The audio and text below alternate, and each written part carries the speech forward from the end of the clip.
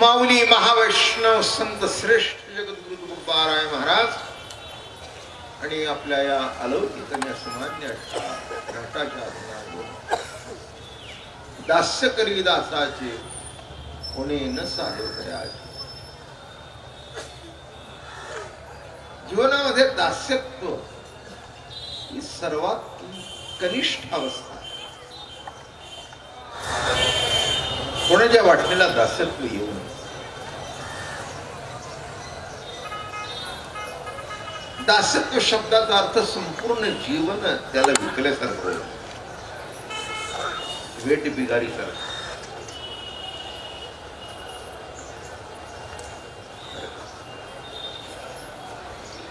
लौकिक जीवनात सांगतो की लौकिक जीवनामध्ये कोणाच्याही वाटणीला दासत्व येऊ नये. कारण दासाला आक्षेप घ्यायचा नसतो. कुणी मार म्हटलं तर मारावे लागते, मर म्हटलं तर मरावं लागते. जे कर म्हणेल ते करावं लागतं. आणि असा जो दास, त्या दासांचा मी दास आणि त्यांचं मी दासत्व करतो. हे कोण सांगतायत? दास्य करी दासाचे. पांडुरंगाचं वर्णन जगद्गुरु तुकोबाराय महाराज, नाही का? राजाचा दास नाही, पांडुरंग कोण आहे? कुणाचं दासत्व करतो? दास्य करी दासाचे, नाही का? काल एक मुद्दा मांडला होता, पुन्हा पुनरुच्चार करतो. यच्चावत जीव प्राणी हा प्रभूचा दासच आहे. तुम्ही म्हणाल कसा? काय तुमच्या हातात आहे ते सांगा. तो म्हणाल तसंच करावं लागतं ना, आणि होतं ना, म्हणजे दासच होत ना. नाही, काय तुमच्या हातात आहे आणि काय तुमच्या मनासारखं होतं. शेवटी होतं तर त्याच्याच मनासारखं होतं ना, म्हणजे दासत्वच आहे ना. नाही नाही, याच्यावत जीव मात्र हा प्रभूचा दासत्व आहे. तर पर्याय का दुसरा? नाही का? धंदा नीट चालला, बुडला, काय करणार? शेती पिकली न पिकली, काय करणार? प्रकृतीला आयुष्यभर जपली, शेवटी त्रास देऊ लागली, काय करणार? मित्र चालतोय आणि हात झेलावर पडलाय, काय करणार? म्हणला बघा आमचा मित्र आहे की ना, अजून रोज 4 मैल चालतो आणि मला बिछाण्याच्या खाली उतरता येत नाही. पर्याय नाही, दासत्व आहे. शास्त्रकार सांगतातच, जीव पराधीन आहे, ईश्वर स्वतंत्र आहे आणि जीव पराधीन आहे, त्याच्या अधीन आहे. तो म्हणेल तसंच होईल, त्याच्या मनात असेल तसंच होईल, तुमच्या मनात नाही. माझं बोलणं कळलं का? प्रत्येक माणूस खटपट करतो की आपल्या मनात आहे कसं व्हावं. तुमच्या मनात आहे तसं जर झालं तर तुम्ही तोच झाला असता. जीवनामध्ये एक यादी लिहून काढा आणि किती गोष्टी तुमच्या मनासारख्या झाल्या, किती गोष्टी रोज तुमच्या मनासारख्या होतात आणि किती होत नाही. मला वाटतं अख्खी वही नाहीच्याच रूपाने भरून जाईल, होईच्या रूपाने एखादं कुठेतरी भरेल. किती जीवनाचं गणित विचित्र, नाही का? म्हणून हा एक सिद्धांत तात्विक, नाही का? किती जगावं आहे का तुमच्या हातात? म्हणजे दासत्वच आहे ना. त्याने ठरवलं मरायचं की मरायचं. सर्व विश्व ठरवतंय नाही हा वाचला पाहिजे. तो म्हणला नाही, त्याची लाकडं पुढे पाठवली. म्हणणं कळलं का? दास्यत्व. तसं जर बघितलं सिद्धांताच्या दृष्टिकोनातून सर्व जीव दास्यत्व. पण भक्तीच्या प्रांगणामध्ये असं घडलं. तत्वज्ञानामध्ये वैचारिक भूमिकेमध्ये जीव दास आहे, परमात्मा दासांचा मालक आहे. आणि इथे असा जो परमात्मा तो दास दास जे आहेत त्यांचं दासत्व करतो. आता इथे दास कोण आहे? जो त्याची भक्ती करतो तो, जो त्याच्याशी प्रेमाने एकरूप झाला येतो, जो आवडीने प्रेमाने पंढरीची वारी करतो, जो नित्य नेमाने त्याचं स्मरण करतो, तो त्याचं स्मरण करताना सुद्धा मी त्याचं स्मरण करत नाही तर तो मला स्मरण करवतोय या भूमिकेतून जो स्मरण करतो. काय म्हटलं मी? या भूमिकेतून जो स्मरण करतो त्याचा मी दास आहे. दुसरा अर्थ त्याच्याकरता सांगितला, दास्य करी दासांचे. आपला जो दास आहे त्याचं दासत्व करतो तो. किती मोठी राणी असली, किती मोठा राजा असला आणि मूल जर मातीत खेळतलं दिसलं तर तो राजा सुद्धा खाली वागतो नव्हतो. मी म्हटलं, अहो सरकार तुमच्या मागे 10 माणसं आहेत. ते म्हणले माझ्या मागे असू दे पण मी त्याचा दास आहे. अजून कळलं का तुम्हाला? बाप आपला दास आहे हे त्याला कळतच नाही तरी पण दास आहे. तसंच परमात्मा तुमच्याकरता सतत काहीतरी दासत्व करतोय हे करत असलं तरी तुम्हाला कळत नाही. दास्य करी, मग चरित्रात आता यादी दिलेलीच आहे पुढे.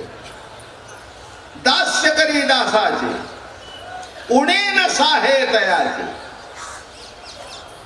गंमत बघा, आपला जो दास आहे, आपल्यावर आपलं ज्याच्यावर प्रेम आहे त्याच्या जीवनामध्ये जर काही कमी जास्ती झालं तर त्या व्यक्तीपेक्षा आपल्याला दुःख जास्ती असतं. काही काही वेळेला असं मी बघितलंय की नापास झालेलं पोर हसत असतं आणि बाप मान खाली घालून बसतो. काय की नाही गमत? म्हटलं का हो जरा उतरलाय? नाही म्हणलं काय आमचं पोरगा अभ्यासच करत नाही आणि ती खेळते.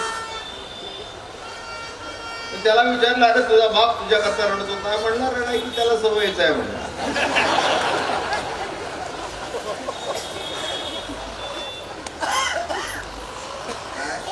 हे उन्हाळलं आलं का लक्षात? केव्हाच निघून गेला, खेळायला विचारलं सुद्धा नाही.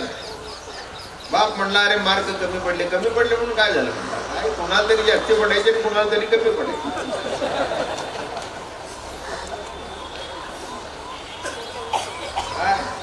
सगळे जर म्हणला बाबा 1 नंबरला पास झाले तर तुमचं काय व्हायचं, माझं काय व्हायचं? कोणीतरी पहिले यावं लागतं, कोणीतरी शेवट यावं लागतं.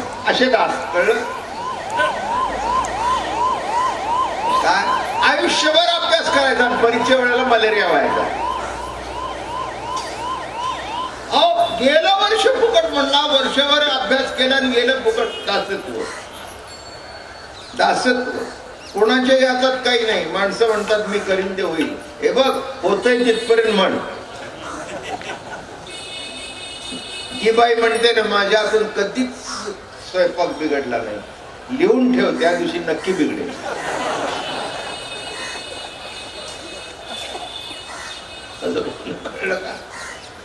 काहीही कोणाच्या हातात नाही. अगदी बरोबर म्हणताना तितक्याच नवऱ्याने हाक मारली, जरा चहा घेऊन ये, फोडणी दळली. बघा म्हणली एवढं सगळं घेत नाही. म्हणला नवरा म्हणला तुला देवाने दाखवलं, तू करतेस ना, आता बघ काय कर. आणि बाबा महाराज घरी पाहुणे आले. कर कर माझं म्हणणं कळलं का? हे लक्षात ठेवा की काळजी कुणाला आहे? त्या बापाला आहे. तसं तुमचं भलं व्हावं ही काळजी कोणाला आहे? तुम्ही भक्त झाल्यानंतर पांडुरंगाला आहे, म्हणून तुम्ही काळजी करू नका. काय आम्ही घ्यावे तुमचे नाम, तुम्ही द्यावे महाप्रेम, ऐसे निवडले संती आणि मुळी वैसोनी एकान. आम्ही तुझं नामस्मरण करावं आणि तू आम्हाला प्रेम द्यावं, बस. त्याच्यापेक्षा बाकीचं आम्हाला काही कळत नाही. काळजी करून मला. आणि एक तुम्हाला सांगतो, मी तुमच्यातलाच आहे. मी काही असं कधी म्हटलं नाही मी मोठा संत बिंत आहे, बिलकुल नाही. साधा माणूस. काय मी माझ्या आयुष्यात कधीही दावा केला नाही. संत आहे म्हणून, पण एक आहे संतांचा आहे हे 1000%. म्हणून तर एवढी गर्दी जमते. एवढी माणसं सकाळी 7 वाजल्यापासून कीर्तन आहे तर केव्हाचे केव्हा येऊन बसले. काय संत नाही. आणि आयुष्यात संत होण्याच्या भानगडीत पडू नका. जे जे संत झालेले आहेत ते सध्या वर निघालेले आहेत.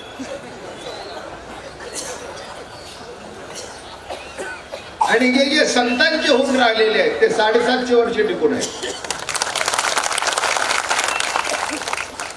काय म्हटलं मी? जे संतांचे झालेले आहेत ते 750 वर्ष नव्हे 1000 वर्ष टिकून आहेत पुंडलिकाच्या काळावर. पण जे संत व्हायला गेले आणि मीच देव आहे म्हणायला गेले ते संपल्याशिवाय राहिले नाही. आणि मी देवाचा आहे म्हटल्यानंतर देव तुमचं दासत्व करतो. अरे का काही काही मुलं लग्न होतात आणि लग्न झाल्यानंतर जरा बायकोच्या कलानी वागतात. काही चुकलं नाही. दुसरं कोणातरी कलाने वागण्यापेक्षा बायकोच्या कलाने वागतात काय वाईट. त्याच्याकरता तर करून दिली ना. म्हाताऱ्याने कळतच नाही. आमचा मुलगा बायकोच्या कलेला मग करून कशाला तिचे ठेवायचं होतं ना ब्रह्मचारी. पसंत तर केली करून तर आणली. ऐपतीप्रमाणे सोनं घातलं 50 तोळे 40 तोळे 30 तोळे 10 तोळे. आता का शंक करती म्हटलं.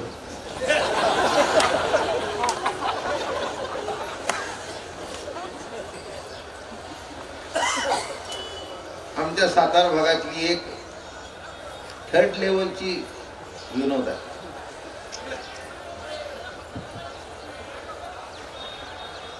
नवऱ्याची आई शेरडीवाणी कंती.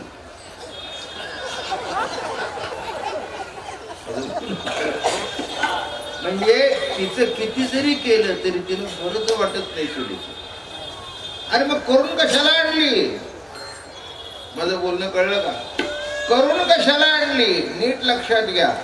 अर्थात दोघांनाही समजलं पाहिजे की आपण यांच्या घरात आलोय, यांच्या पद्धतीप्रमाणे वागावं. आणि तिलाही समजलं पाहिजे सासूला की परकेची मुलगी आपल्या घरात आलेली आहे, तिलाही सांभाळून घेतलं पाहिजे. असं दोघं एकमेकाला जेव्हा सांभाळतात तेव्हा दास्य करीत असायचे. सांभाळतात तेव्हा. माझं बोलणं कळलं का? पूर्व आयुष्यामध्ये पत्नीने केलं, उत्तर आयुष्यामध्ये तिला होत नाही, पती करू लागला. सध्या मी तेच करतो थोडं बहुत.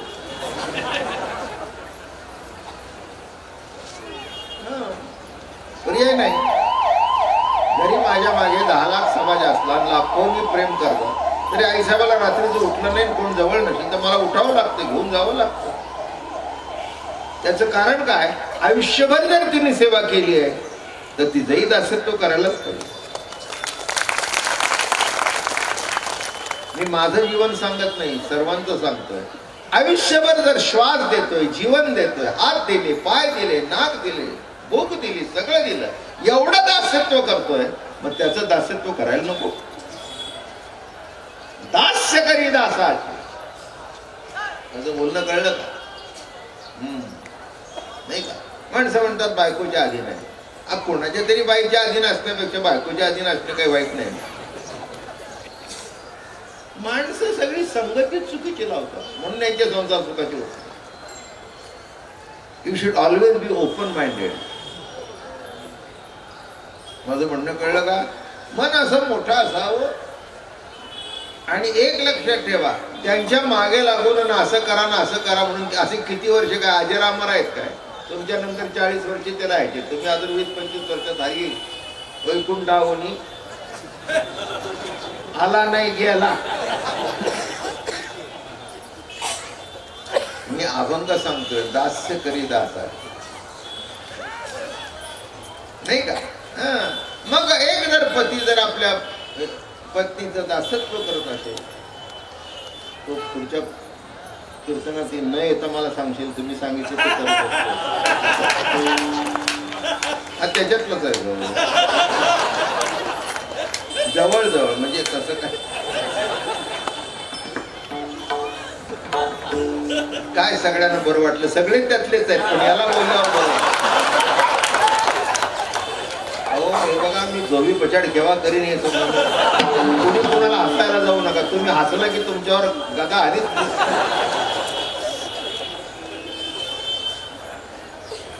आता मी जर माझं उदाहरण सांगितलं तर तुम्ही एवढे कोण लागून गेला. करावंच लागतं नाही का. ज्यांनी आपल्याकडचं आयुष्य जिजवलंय त्यांच्याकरता काही काळ आपण दिला तर कुठे बिघडलं. तसं ज्या प्रभूने तुम्हाला सर्व फुकट दिलं त्याचं वर्षातून एक नीट वारी करणं कुठे बिघडलं.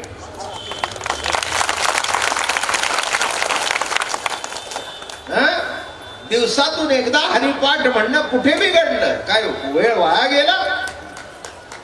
त्याचं नामस्मरण, त्याचं चिंतन. जय जय राम कृष्ण हरे जय राम. अरे नको त्याची नावं वाचताय, जे तुम्हाला खड्ड्यात घालतायत त्यांचं नाव समोर, बरोबर आहे ना. आणि जे बाहेर काढतायत त्यांना विसरताय.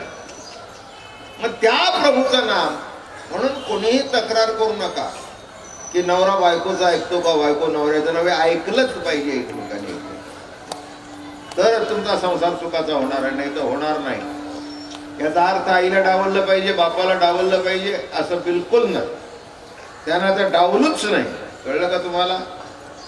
पण मर्यादित पत्नीचंही. आता पत्नी जर डोक्यावर बसून तुमच्या मिरं वाटायला लागली तर तो भाग निरा. ती अतिविशाल महिला आहे.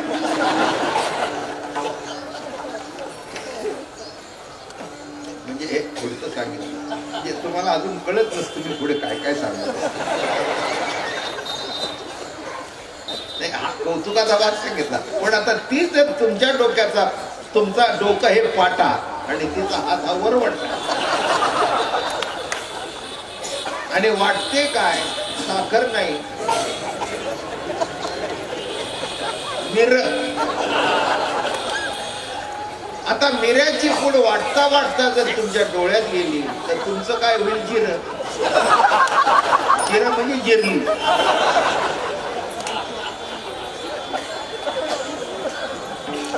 जिरल्याशिवाय राहील का. विचार करण्यात हे सर्व नीट गणित. म्हणून पहिला ऐकताना बरं वाटलं, पुढचंही ऐकताना नीट बरं वाटलं. नीट समजून घ्या म्हणजे बरं. असं दास्य करी दासाचे. उगीच फुकट कोणी कोणाचं दास्य करत नाही. आणि प्रभूचं तर का करावं वारी, का करावं भजन. अरे एवढा राबतोय तुमच्या करता. आईच्या उदरामध्ये ठेंग टाकण्यापासून राबला, वाढवलं, पोटात वाढवलं, पोटात सांभाळलं आहे ना. हे आता तुम्ही एवढे मोठे झाला ठीक आहे. इथे पोटात सांभाळतोय, रक्षण करतोय, बाहेर आल्यानंतर पुन्हा वाढवतोय, योग्य वेळी योग्य सगळं घडतंय. अहो किती दास आहे. म्हणून तुकाराम महाराज मोठ्या कौतुकाने म्हणाले, तुमचे दासीचा दास.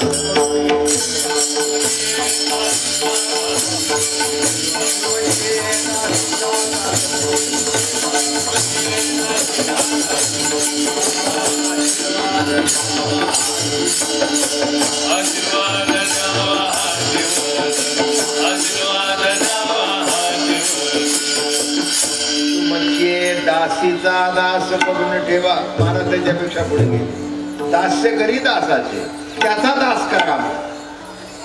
तुमचे जे दास आहेत त्यांचे दास आम्हाला करा. म्हणून नीट लक्षात ठेवा, दासत्व व्यावहारिक दृष्टिकोनातून वाईट आहे, पण एका दृष्टिकोनातून जर भक्तीच्या प्रांगणामध्ये आला तर तुम्हाला कळेल की पांडुरंगच तुमचं दासत्व आणि आपल्या भक्ता करता वाटेल ते करतो. माझं म्हणणं कळलं.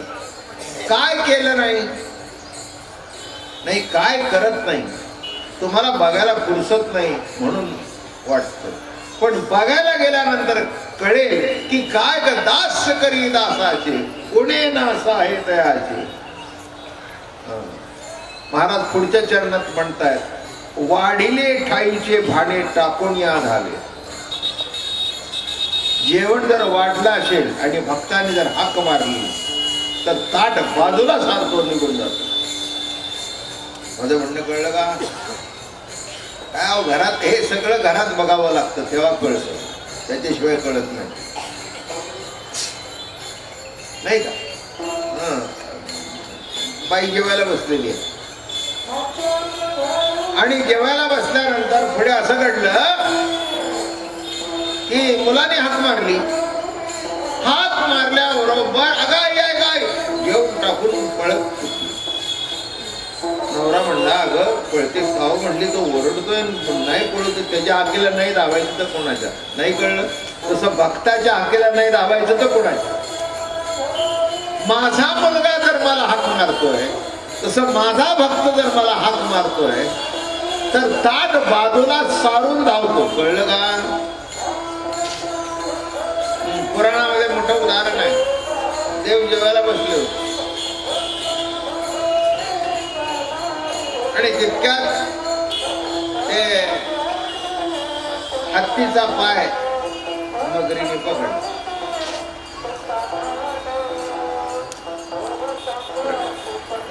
संध्याकाळचं तिसरं कीर्तन म्हणजे याच्यावर हळूहळू पुढे सरकायला पाहिजे ना, नाही ते दासी याच्यावरच संपून जायची. हत्ती म्हणजे काय? हत्तीच ते काही कुत्रमित्र आहे.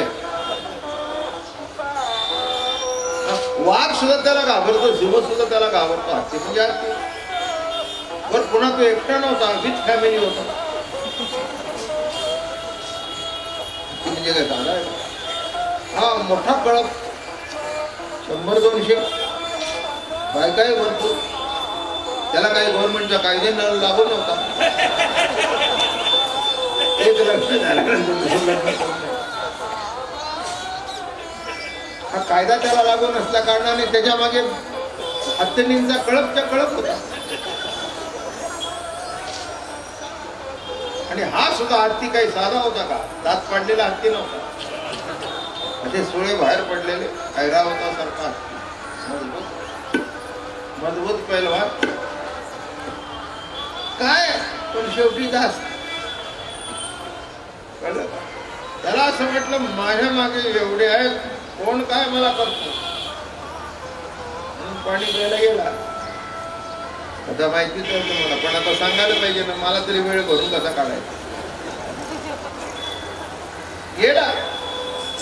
गेल्याबरोबर तिथे मगरबाई बसले होते.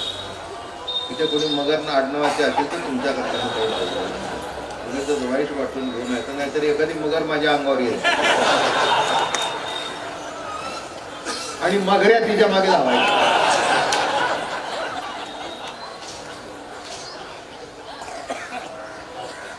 असं वाईट वाटून घेऊ नका, आपला आनंद लुटून जाईल. धरला पाय. धरल्याबरोबर ह्याला वाटलं काय माझ्याकडे सोडण्याने गेलं, पण ते धरायचा दिवस होता त्याला. कळलं का? त्याचा दिवस ठरवला होता. किती मोठा असू दे, राजा असू दे, चक्रवर्ती असू दे, नाही तर कोणता असू दे, पण दिवस आल्यानंतर मगरीच्या पायात सापडल्यानंतर, पाय सापडल्यानंतर सुटतच नाही. झाल एक हिसका मारला की 2-2 इंच पुढे सरकत होत. त्यांनी मागे बघितलं, सगळे हत्तीने आले, शेपटाने त्याला ओढू लागला. मग हे आली, ती आली, ती आली, ती आली, कोण पुढून ढकलते, कोण मागून ढकलते, कोण काय करते. मग मुलं आली, मोठी हत्तीने ओढून आली. कार्ट्यानं बघताय काय बापाला खेचते मगर, या ऑक्सिजनवर ठेवलाय बाप, तो म्हटला रजा मिळत नाही. ठीक आहे, हत्तीची गोष्ट.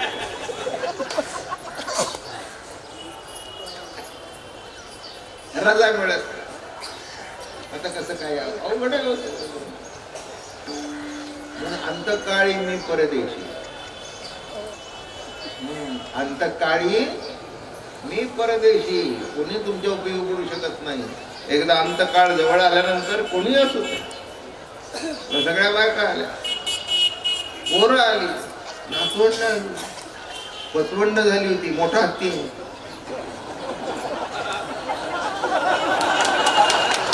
एवढ्या उशिरा कळलं आहे तुम्हाला.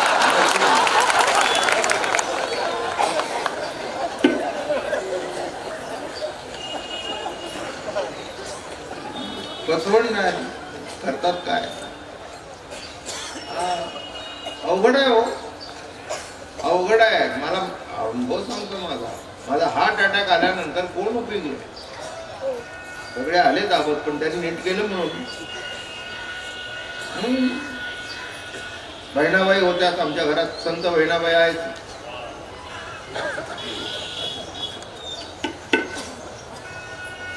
काय बाकी कन्या काय कमी नाही घरात. पंत्या बिंत्या सुद्धा खरंच पंत्याच आहेत ते. आला का लक्षात. काही कशाचं काही कमतरता नाही. तसं त्या हत्तीचं गोतावळा आलं. सगळे आले, पंत्या आले, सगळे आले, धावून आले. पण काय हिसका मारलं की हेही धावू लागल्या. आता ती पट्टराणीचा पाय गेल्यानंतर ती म्हणजे आता किती जवळ धरून बसायचं. अहो तुम्ही गेल्यावर माझं कसं होईल. काय हो आता मी काय जेवणार नाही म्हणून जेवते.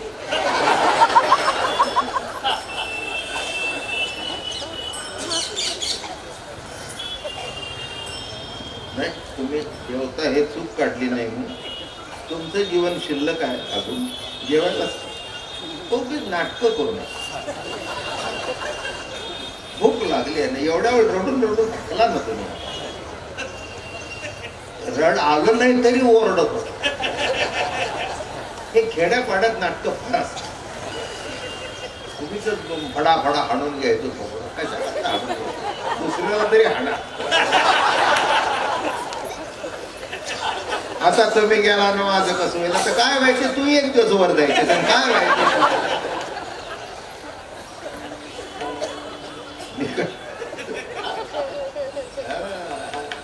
गेलं हत्तीच्या मागे.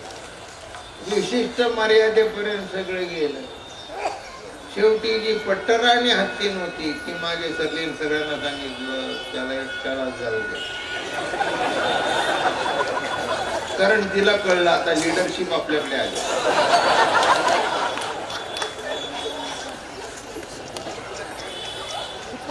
म्हणून एक आमदार मिळाला मेला की त्याची बायकोला उभी करतात.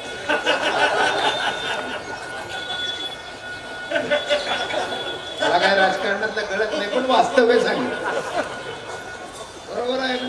जिला काही येत नव्हतं, शेंबूड शिंकरता सुद्धा येत नाही, ती एकदम आमदार का. कारण ते फायदा मिळतो वोटाचा.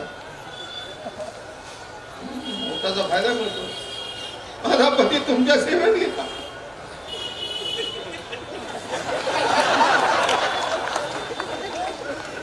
त्याने आयुष्यभर गावाकरता काय केलं नाही, काहीच केलं नाही.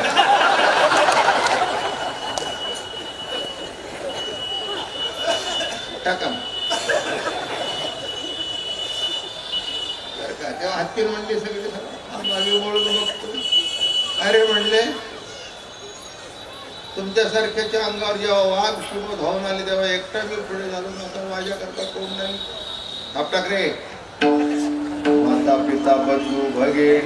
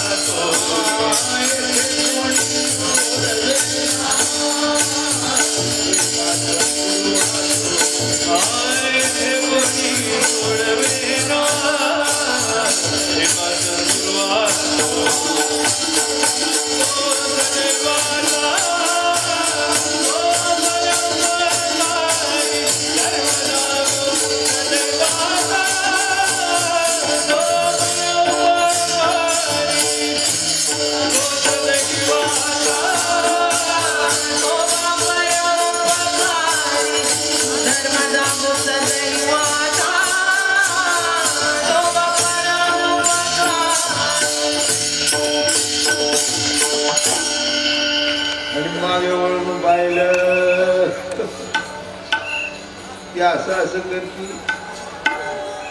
डोळ्याला पाणी येत नव्हतं ते खालचं पाणी घालून डोळ्याला लावलं.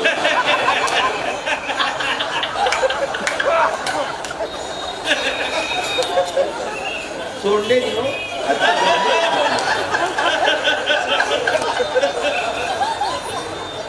गोष्ट सुद्धा माझ्याकडूनच ऐका.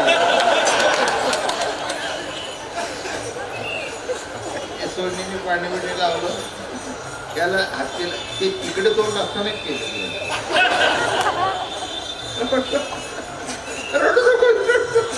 कुठे रडकी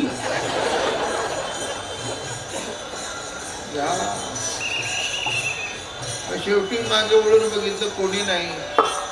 महाक मारली जो कोणी विश्वाचा नियंता असेल त्या परमात्म्याने मला सहाय्य करावं. त्यावेळेला हे जेवायला बसले होते. मागच्या जन्मीची पुण्याही होती. प्राण सुटला होता काही कारणाने. त्या नखराचाही त्याच्यातच गेला होता. ते शाप ते गंधर्व होते. ते काय आपल्याला काही त्यांच्याशी घेणं देणं नाही. झालं होतं. हाक मारली. हाक मारल्यावर असा घात होता. हा कहे वैकुंठ आणि ती कहे गजरा. हाक ऐकली भक्ताची. आई साहेबांनी विचारला कुठे निघाला. ते म्हणजे कुठे निघाले काय. हा आणि ती म्हणे तोपर्यंत हत्ती जवळ येऊन बसली. इतक्या वेगाने आली आणि त्याचा पाय सोडवला. नकराच्या तावडीतून आता सोडवल्याबरोबर विमानात बसला. एक कमळाचं फूल घेतलं. देवेचं बघितल्यावर कमळाचं फूल निस्सिम भाव उल्हास अर्पावयाचे. अरे एक फूल जरी दिलं ते फूल वास घ्यायचं. ते लेखी मी आज तुरुंबावे तरी मुखेची ओढली. फुलाचा वास घ्यावा असा नियम आहे. पण त्या भक्ताचं प्रेम बघून मी ते फुल तोंडातच घालू. ते फुल बघितल्यानंतर आनंद वाटला. आला का लक्षात. पण तुम्ही इतके डॅम फुल आहात. उगीच डोळे झाकताय. डोळे झाकेतो पेक्षा प्रेमाने एक फुल द्या. प्रेमाने एक विठ्ठल दिवसात म्हणा विठ्ठला माय बापा पांडुरंगा पुष्कळ झालं.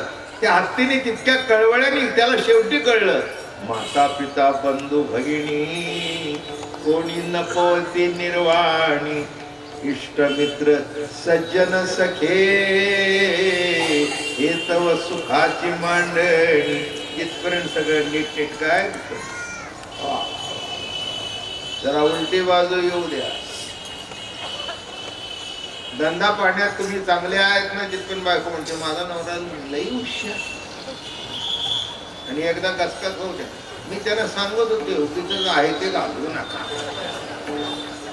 बायका फार हुशार. काही काही तर अति हुशार असतात.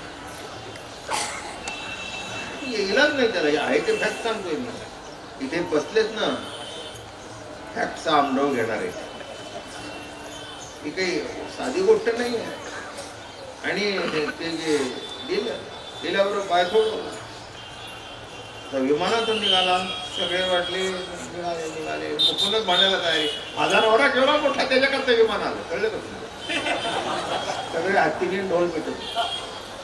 आमचा नवरा केवढा मोठा विमान आला त्याच्याकरता. आमचा नवरा केवढा मोठा विमान आला त्याच्याकरता. बरोबर. शेवटी तो मगर किती होती नक्की. ते हुशार होतं मोठं. बेरको त्यांनी बघितलं. अहो म्हणले महाराज आम्हाला घेऊन चला की. म्हणले का तुझी लाज वाटते, माझ्या भक्ताला त्रास देतो. त्याचा पाय धरला, त्याला किती त्या पायाला जखम झाली आणि त्याला ओढत ओढत नाही. तुला कसा नाही होत? काही हरकत नाही म्हणले, मी खाली लावून सांगेन. देवाचं तोंड बघून कधी कोणाचं बरं होत नाही.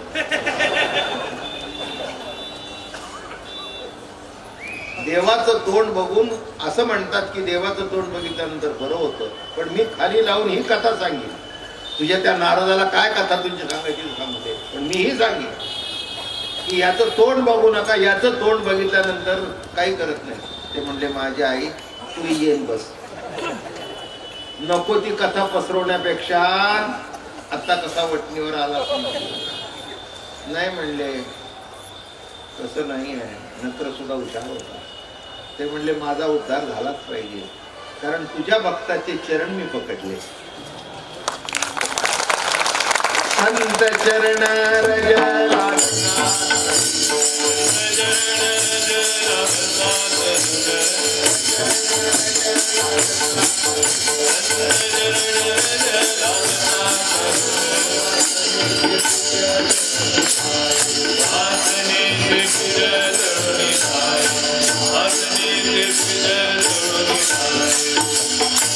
अरे मी कसा तरी असलो तरी हत्ती तुझा भक्त आहे ना, संत आहे ना, मग त्याचे चरण मला प्राप्त झाल्यानंतर मला सोडून नाही म्हणले. तुझा आर्ग्युमेंट बरोबर आहे, मी तुला तसं सोडून जाणार, तुलाही घेऊन जाणार. कळलं का तुम्हाला? तसं देव नाही भेटला तरी हरकत नाही, आणि देव दास्यत्व उभीच करत नाही. संतांचे दास झाल्यानंतर देव दासत्व करतो. जे ताट वाढलं होतं ते टाकून निघाला. किती महत्वाचा विषय सांगितला, कशा कथा सांगितला. म्हणून आयुष्यभर वाढिले ठाईचे भाणे टाकून या धावे, पण केव्हा केव्हा संत चरण धरा. पंढरीच्या वारीला या. आपल्या संप्रदायामध्ये फार गंमत आहे अशी कुठेच नाही बरं का, कुठेच नाही. काय ते सांगतो, आपल्याकडे मंत्र काय, जय जय रामकृष्ण आहे, पण दुसरा एक मंत्र जपला जातो, ज्ञानबा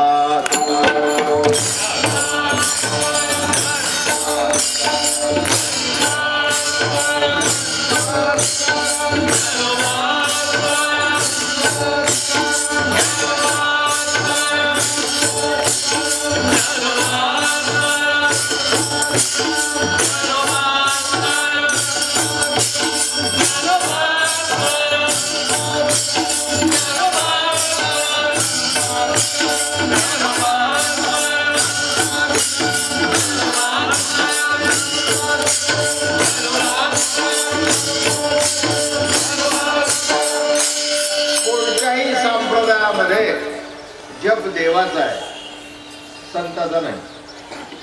आहे का कुठे? एकाने मला प्रश्न विचारला की तुम्ही हे ज्ञानबा तुकाराम का म्हणता? जय जय रामकृष्ण ठीक आहे, ओम नमो भगवते वासुदेव आहे ठीक आहे, पण हे ज्ञानबा तुकाराम का म्हटलं? मी म्हटलं तुला कळत नाही, अजून तुला खूप शिकायचं. ते म्हटलं तुम्ही देवाचं नाव घेता आणि देवाला ज्यांचं नाव आवडतं ते नाव आम्ही घेतो. आता बोलणं कळलं का? तुम्हाला एक व्यवहार सांगतो, करायला कधी जाऊ नका. बाई किती जरी चांगली असली तरी तिची स्तुती करायला जाऊ नका, चप्पल खाल.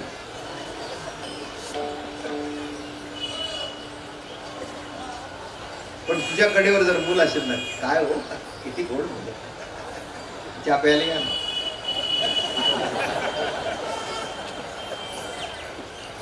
तुझ्या पोराची स्तुती केली तर नुसता चहा नाही, दिवाळी असेल तर दिवाळीचा फराळ सुद्धा वाटतो, पण तिची स्तुती करून नाही, तिच्या मुलाची. तसं भक्तांचे चरणरज पकडल्यानंतर देवाला सुद्धा देव तुम्हाला रोज दिवाळीचा फराळ देईल.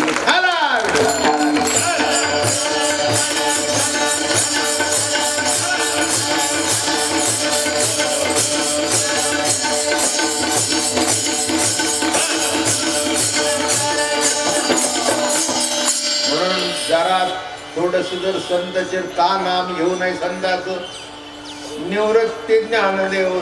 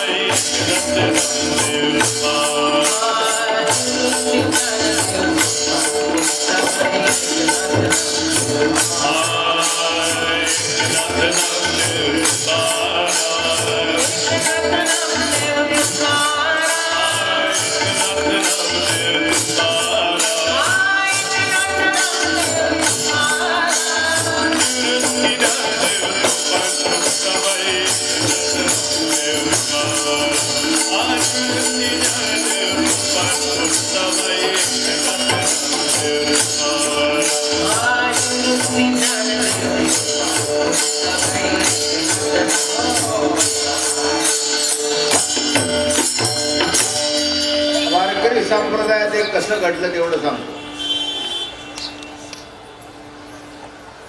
पांडुरंगाच्या मंदिरामध्ये एक मोठे बडवे होते, प्रल्हाद महाराज होते. त्यांची समाधी आहे. देवळाची चावी त्यांच्याकडे असायची. पहाटे 4 वाजता ते देऊळ उघडायला जायचे. एकदा देवळात गेले आणि असा आवाज येऊ लागला, ज्ञानवा तुकाराम, ज्ञानवा तुकाराम. इकडे तिकडे बघतात ते म्हणले सगळं देऊळ बंद केलं होतं, हे आवाज इथून कसा काय येतोय, कोण आहे? मग आवाजाच्या रोखाने निघाले. सगळं देऊळ शोधलं आणि आवाजाच्या रोखाने निघाल्यानंतर जाऊन कुठे पोचले? बरोबर पांडुरंगाच्या समोर. आणि पांडुरंगाच्या मुखातून शब्द निघतो, ज्ञानवा तुकाराम, ज्ञानवा तुकाराम, ज्ञानवा. आणि त्या दिवसापासून वारकरी संप्रदायामध्ये संतांच्या नामस्मरणाची परंपरा सुरुवात झाली. म्हणून नीट लक्षात घ्या. एक वेळेला देवाचं नाव विसरला तरी चालेल, पण संतांचं लग्न झाल्यानंतर बापाचं नावाला महत्वच नसतं. काय कळलं तुम्हाला? लग्न झाल्यानंतर काय बापाच्या नावाला महत्व असतं का? बापा एवढंच महत्व असतं.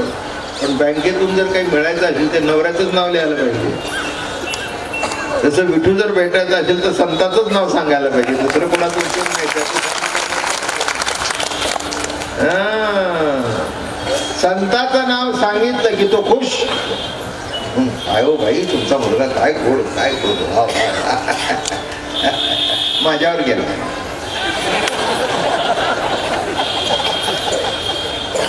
शेवटी कोणावर कोणातरी जाणारच नाही. आता आम्हाला पंथी झाली नाही. आमच्या घरात तीच वृत्ती असते, नाक कोणासारखं, गाल कोणासारखं. मग भगवती ते आता आजी असल्या कारणाने मी म्हणत नाही, तुम्ही म्हणता. नाही अहो, ते तिला बरं वाटण्याकरता म्हणून.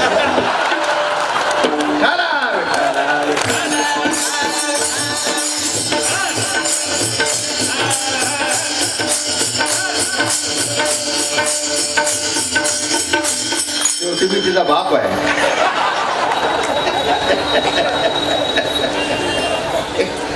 आला का लक्षात? तिला म्हटलं ना आपण की तुझ्यासाठी इतकी खुश होते, ती 7 मजली असते, एकदम खुश, एकदम खुश. धाकटी माझ्यासाठी, धाकटी माझ्यासाठी. ठीक आहे, आला का लक्षात? मग कोण म्हणतात चिन्मय महाराज असतात, तो बिचारा काही नाही बोलत.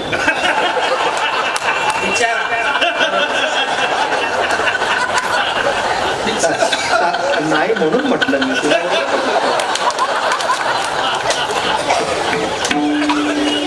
अहो, एवढा मोठा फंडाचा मालक बिचारा कसा असेल? नाही, एवढा मोठा मालक असतं तरी बिचारासारखं वागलं पाहिजे तुमच्या समोर, हे शिकायचं.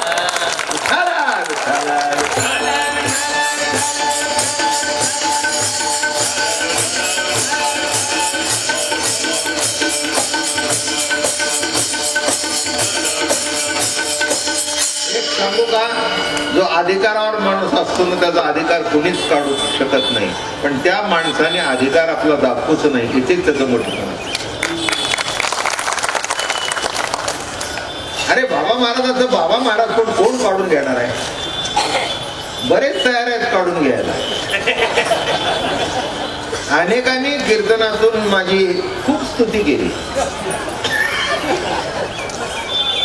अर्थ मी कशाला वाईट म्हणू. नाही, एखाद्याला कीर्तनामध्ये माझं नाव जर आठवत असेल आणि माझ्यावर जिवंतपणे जर कीर्तन होत असेल तर माझ्या इतका भाग्यवान दुसरा कोणी आहे का? माणसांचं मेल्यावर सुद्धा होत नाही, माझं जिवंतपणे होत आहे. एक लक्षात घ्या. म्हणून कोणीही काही केलं तर जे असतं ते असतं, ते कोणी हिसकून घेऊ शकत. नीट लक्षात ठेवा. कोणाची टाप नाही. काही काही नेमणुका हेडक्वार्टर म्हणून होत असतात, त्याला इंटरव्ह्यू सुद्धा देत होत नाही, डायरेक्ट अपॉइंटमेंट. तसं वारकरी संप्रदायात आल्यानंतर जर पद मिळालं तर समजावं direct appointment. From where? From Vaikuntha. तिथून अपॉइंटमेंट झाल्यानंतर कोणी रद्द करू शकतच नाही, कारण ज्याची सही झाली आहे अपॉइंटमेंट त्याचीच सही व्हायला पाहिजे. माझं बोलणं कळलं का? तसं नीट लक्षात ठेवा. वारकरी संप्रदायात येणं, मला काय म्हणायचं आहे, ठीक आहे तुम्ही काही फडाचे मालक नसाल, मोठे नसाल, पण तुमच्या कागदावर सुद्धा वारकरी म्हणून वरूनच सही झाली आहे. कसं म्हणता? अहो हे बघा, वारकऱ्याची अपॉइंटमेंट व्हायची म्हणजे त्या दिवशी सही. कमान इन्क्लुडिंग घेऊन टाका आपल्या, ही वरची सही लागते. योगी यागी म्हणतात आम्ही करू, त्यांना सहीच लागत नाही. कळलं का? हे म्हणतात आमच्यात ताकद आहे. हे म्हणतात नाही नाही प्रभू ये ना. ते म्हणले बरं घे ना. नीट लक्षात ठेवा. म्हणून प्रत्येक वारकरी, एक आपण सांगतो, पंढरीचे वारकरी ते अधिकारी मोक्षाचे, ते अधिकारी मोक्षाचे, ते अधिकारी मोक्षाचे.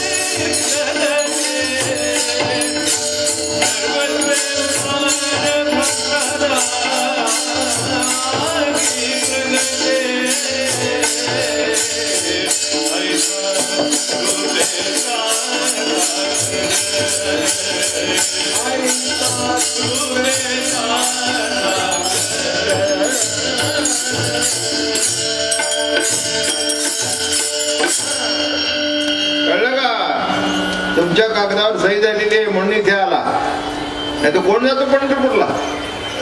आला का लक्षात? मला नेहमी कौतुक वाटतं. तुम्ही म्हणाल आमचे हे चेन्नईची मंडळी बघा, Maharaj you have got order from Vaikunth.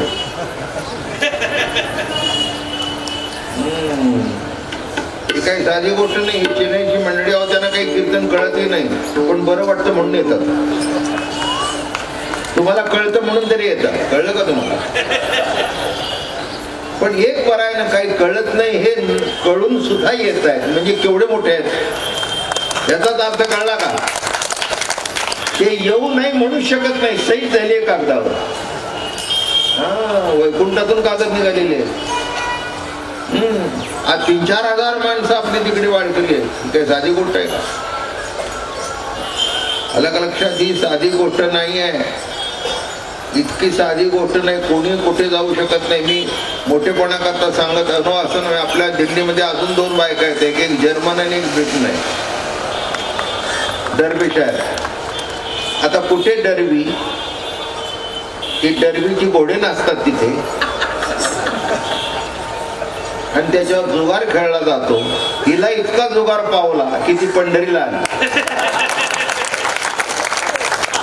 तिथे बसली. आता कुठे डर्बेशर, कुठे जर्मनी, आणि तिथली माणसं दिंडीत येत आहेत आणि टाळ घेऊन नामस्मरण करतायत. कोणाची सही? फुल सिग्नेचर, खाली सही आहे विठ्ठल दास, ती पांडुरंग पंढरनाथाची सही आहे. नीट लक्षात ठेवा, ही साधी गोष्ट नाही आहे. पंढरीचा वारकरी होणं, त्या कागदावर सही पांडुरंगाची झाल्याशिवाय तुमच्या गळ्यात माळ पडतच नाही. म्हणून आजचा दिवस आहे एक फ्री दिवस आहे, सहीची गरज पडत नाही. फक्त तुमची इच्छा लागली की पुढे येऊन माळ घालायची. नाही कळलं? तर हळूहळू कीर्तन संपतच आलं पाहिजे ना, तेव्हा ते शेवटी समेवर आल्याशिवाय राहत नाही. मोकळ्या गळ्याने जी बाई फिरते ते उपयोग नसतो. गळ्यामध्ये काहीतरी दागिना पाहिजे, आणि तो दागिना कोणाचा पाहिजे? बाकीचा वर जाईल, पण हा वर गेलेला खाली आणेल.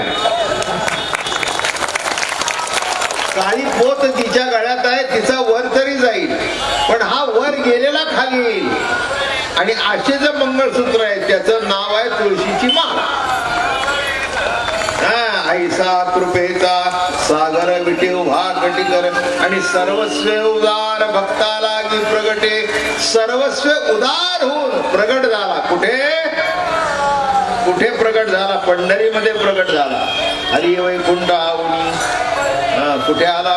पुंडलिका करता इथे आला आणि प्रगट झाला. आणि कसा प्रगट झाला? तुम्हा आम्हाला दर्शन देण्याकरता प्रगट झाला. या या पंढरीला या, माझं दर्शन घ्या, भजन करा, दुसरं काही करू नका. कळलं का तुम्हाला? एक मी तुम्हाला सांगतो, पंढरीचे वारकरी दुसरं काही करायला गेले की गोत्यात आल्याशिवाय राहतात. म्हणून ते घटापटाच्या ज्ञानात पडू नका. ब्रह्म सत्यम जगत मिथ्या. काय करायचे? सत्य का मिथ्या? आता मी कीर्तन करतोय सत्य आहे, तुम्ही ऐकताय सत्य आहे, कशाला मिथ्या पाहिजे? माझं बोलणं कळलं का? मी कीर्तन करतोय सत्य आहे, आणि तुम्ही माझ्या समोर कीर्तन ऐकता येते हे सत्य आहे. आता हे मिथ्या म्हणायचं का? मग तुझंही म्हणणं मिथ्या. तू मिथ्या म्हणतोस हेच मिथ्या आहे, ते सोडून उगीच चर्चा करायला येऊ नकोस. उगीच काय 150 वर्ष काय उन्हाने केस पिकले नाही. आलं का लक्षात? आता जरी माझे पिकले असले तरी ते 150 वर्ष पिकत आले. कळलं का? तेव्हा नीट लक्षात घ्या. असं काही उगीच याच्या भानगडीत पडूच नका. करायचं असेल तर काय करा? विठ्ठला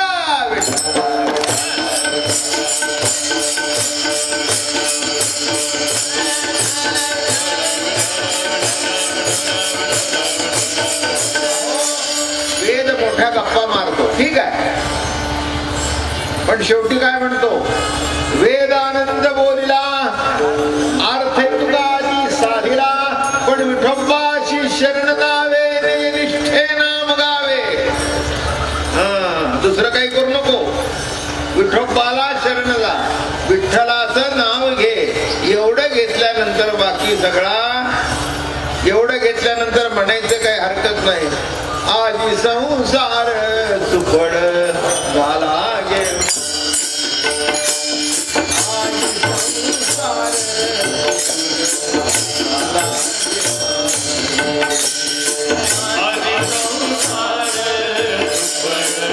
झाला.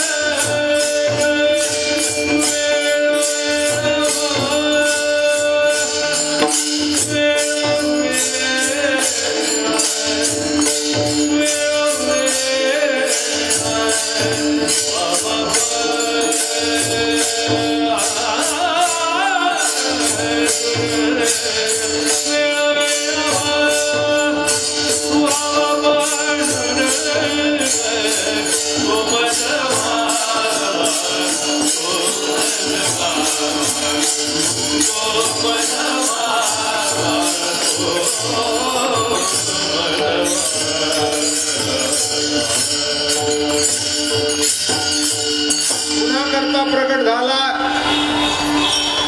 राक्षसांना मारण्याकरता नाही, भक्तालाही. काय काय असं बायका नोकरी करतात का नाही, तेव्हा त्या रजा घ्यायची पाळी येते.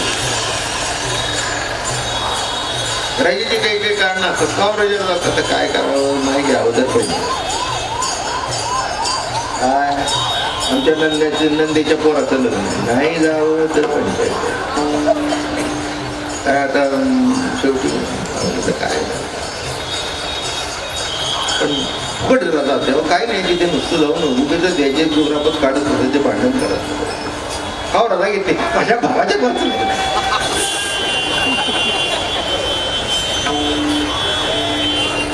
रजेचा आनंद आणि रजेचं दुःख.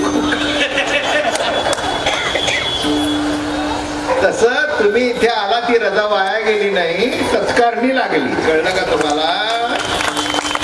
आणि एक लक्षात ठेवा, हा कोणत्याच भावाचा सोहळा नाही, सर्व नाती ज्याच्याशी जोडली त्याचा सोहळा आहे. विठ्ठल बाप माय चुलता भगिनी बंधू आणि भ्राता, सर्व गोता त्याच्या अणिका ठाई, अणिका गोता सर्व ठाई, सर्व नाती ज्याच्याशी जोडली जातात त्याच्याकरता आपले 4-5 दिवस खर्च होतात. कुठे बिघडलं, खर्च झाले नाही, किंबहुना सार्थकी लागले. माझं बोलणं कळलं का? काही कळलं? खर्च आपला होतो, सार्थकी लागत नाही. करा म्हणून काय म्हणा, नातेवाईकात जे तुम्ही आहेर करता, खरंच सार्थकी लागलं वाटतं तुम्हाला? अगदी मला सांगू नका आणि बायकोला तर कधीच बोलू नका. पण काही काही ठिकाणं अशी आहे की तिथे केलं तर ते सार्थकी लागला तर वावरं लागतं. नात्या गोत्यात बाबा महाराज तुमचं बरं आहे. आम्हाला तशी नातेगोती कोणीच नाही. जे आमच्या गळ्यात माळकरी आहेत तेच नाते. आई साहेब ते परंपरेने माळकरी, पुढची चिन्मय महाराज तेही माळकरी. माळकरीचं नेतं नसतं, बाकी नाती तिथे आम्हाला काही कर आत काहीच नाही. आमचं वारकरी असेल तर सगळं आत आहे, वारकरी नसेल तर काही संबंध नाही. रोख ठोका. आला का लक्षात? सगळे नातेवाईक कशातले आहेत? ज्यांच्या काळात माळ आहे. जात कोणची? वारकरी. सगळ्या जातीच्या पलीकडे गेलेली जात, जी मनातून जात नाही, जात ती निराळी. आणि सर्वांना धरून ठेवलेली एकमेव जात वारकरी निराळी. माझं बोलणं कळलं का? म्हणून काही प्रश्न येत नाही. कोणाची मनधरणी करायची गरज नाही, कोणाच्या मागे लागायचं. जे आमच्या मागे लागले त्यांना सांगायचं, चला नाचत बघायच्या.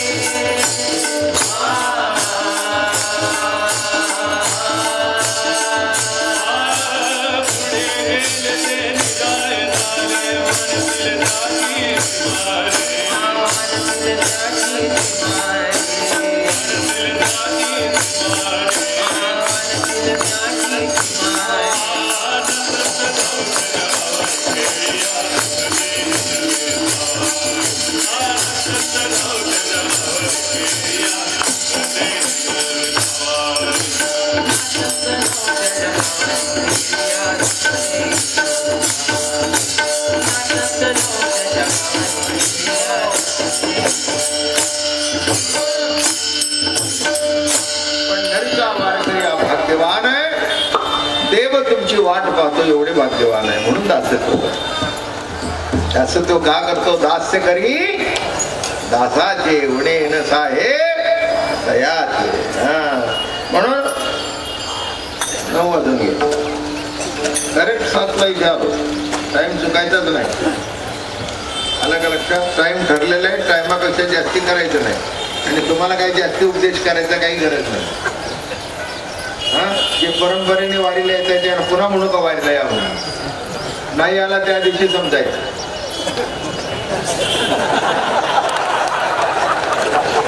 किती तयार श्रोते म्हणजे तुम्ही इथे नसताना सुद्धा काय होतं हे तुम्हाला माहिती. त्याच्यामध्ये न्याय सांगायची गरज का?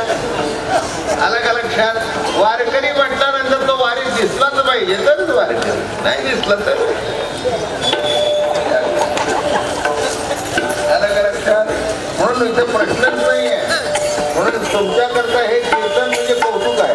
गावात सांगावं लागतं या या या. तुम्हाला या कशाला सांगा? तुम्ही वाट पाहता नाही का? मी मोठेपण सांगत नाही, पण सांगितलं तरी काय बिघडलं नाही का? हे माझं घर आहे, माझा फड आहे आणि माझी माणसं आहे. तुमच्या माझ्या बाबतीत मी तुमचा आहे, तुम्ही माझा आहे. बाकी माझं जगात हे मनापासून सांगता.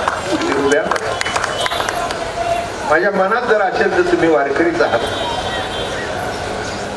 83 वर्षाचं आयुष्य तुमच्या सेवेतच गेलं आणि इथून किती आहे माहिती नाही, पण पुन्हा जन्म तुमच्या सेवे करतात. या काही मनामध्ये इच्छा काही देवाने शिल्लकच ठेवलं नाही. काय आता शेवटचं काम म्हणजे मंदिराचं काम चालू आहे, तेवढं पूर्ण होईल करूनच घेणार. त्याच्याकरता कुठे ठेवलंय काय?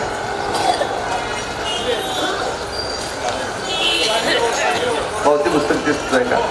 मंदिराचं काम चालू आहे. आता वसंत पंचमी नीट लक्षात ठेवा. हे सगळ्यांनी अशी नीट लक्षात आहे. कीर्तनापेक्षाही नीट ऐकून ठेवा.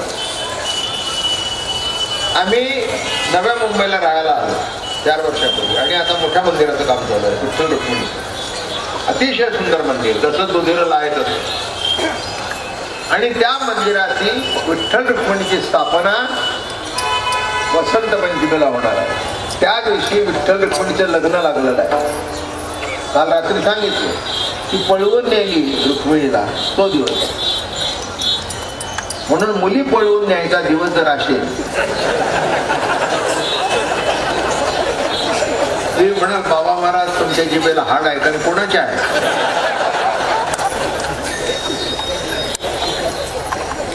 आहे ना, वास्तव आहे ना.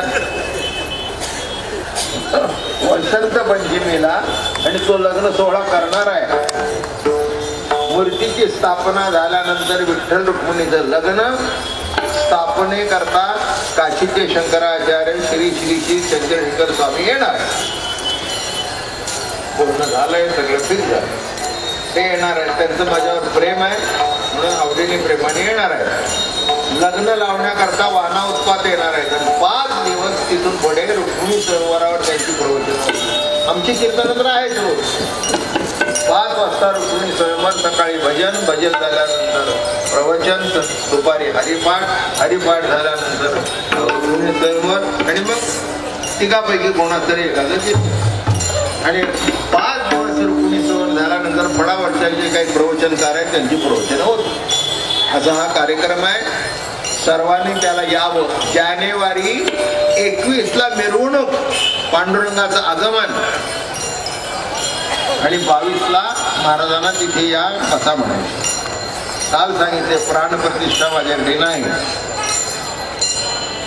आम्हाला प्रतिष्ठा आमच्यात प्राण आहे म्हणून आहे. त्याची आम्ही कोण प्राणप्रतिष्ठा करणार? कोण एवढे लागून गेले? फक्त एक विधी म्हणून हा बाबा चला ते आमका म्हणा हात लावा. एका मूर्तीची प्राण प्रतिष्ठा होती. मला म्हणले मी माझी इथे हात लावा. म्हणले इथे लावायला सांगितलं. मी म्हटलं इथे ठोका दिसतोय तिथे लावला. इथला ठोका आहे म्हणून हात तिथे जाऊन पोचतोय. इथल्या ठोक्याला पहिल्यांदा त्याची प्रतिष्ठा पहिल्यांदा लागली. म्हणून नीट लक्षात ठेवा. हे सगळे शास्त्रीय विधी आहेत. एवढंच त्याचं महत्व. करू नये या मताचं मी नाही, करावं म्हणजे माणसाने बरं वाटतं. माणसं नाव ठेवत.